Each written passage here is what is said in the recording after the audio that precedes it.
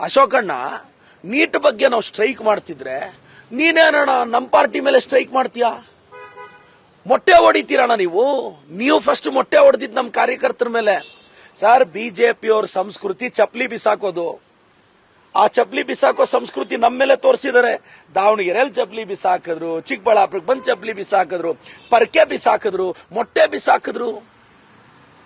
ಅಶೋಕಣ್ಣ, ವಿದ್ಯಾರ್ಥಿಗಳ ಪರವಾಗಿ ಧ್ವನಿ ಎತ್ತಣ, ಎಲ್ಲದರಲ್ಲೂ ರಾಜಕೀಯನ. ಆ ಛಲವಾದಿ ನಾರಾಯಣ ಸ್ವಾಮಿಗೆ ಏನಾಗಿದೆ ಸರ್? ಕೋತಿ ತರ ಆಡ್ತೀರಲ್ಲ ಸರ್ ನೀವು, ವಿರೋಧ ಪಕ್ಷದ ನಾಯಕರು. ನಾನು ಅಶೋಕಣ್ಣನ ಛಲವಾದಿನ ಹೇಳ್ತೀನಿ ಸರ್. ವಿದ್ಯಾರ್ಥಿಗಳ ಭವಿಷ್ಯ ಇದು.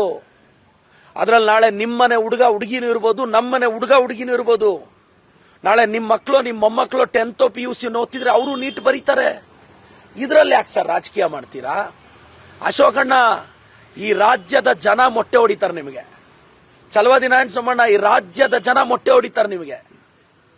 ಫಸ್ಟ್ ಮೊಟ್ಟೆ ಹೊಡೆಯೋ ಸಂಸ್ಕೃತಿನ ಬಿಜೆಪಿಯವ್ರು ನಿಲ್ಲಿಸಬೇಕು. ಚಪ್ಪಲಿ ಬಿಸಾಕೋ ಸಂಸ್ಕೃತಿನ ಬಿಜೆಪಿಯವ್ರು ನಿಲ್ಲಿಸಬೇಕು.